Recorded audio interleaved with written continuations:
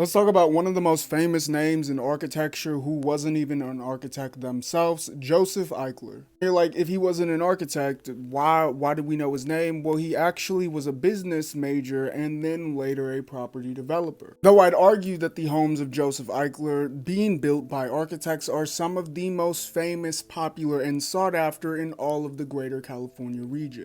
Built some houses out in New York as well. There's no one singular distinct trait that make Joseph Eichler homes unique.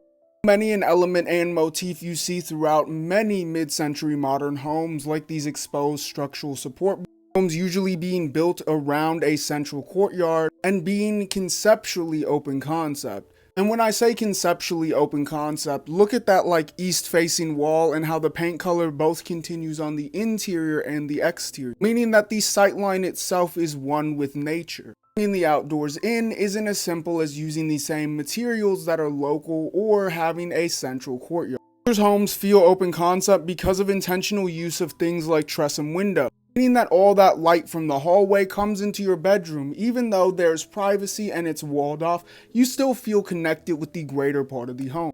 Eichler homes were some of the most popular in all of California, and in the greater mid-century modern movement, it's said that he sold 11,000 homes in his lifetime.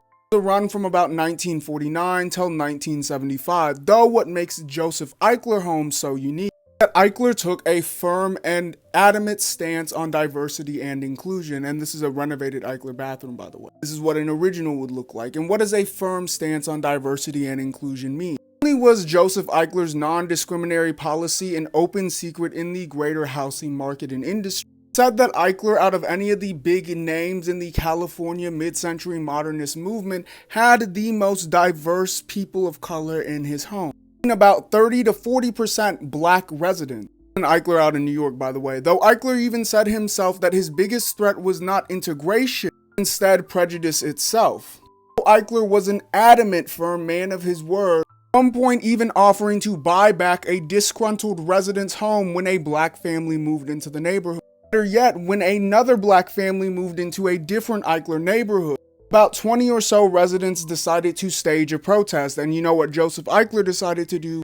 Joseph Eichler decided to stage a knock on every single one of their doorsteps and personally offer to buy them out of their homes because diversity and inclusion was a large part of his vision, and anybody who didn't fit in that diverse and inclusive vision could easily go ahead and find a home elsewhere, and I really respect that. Temporarily, Eichler is one of the go-to names in mid-century modern, his homes being worth now millions of dollars. Back in the day, these houses were around $34,000.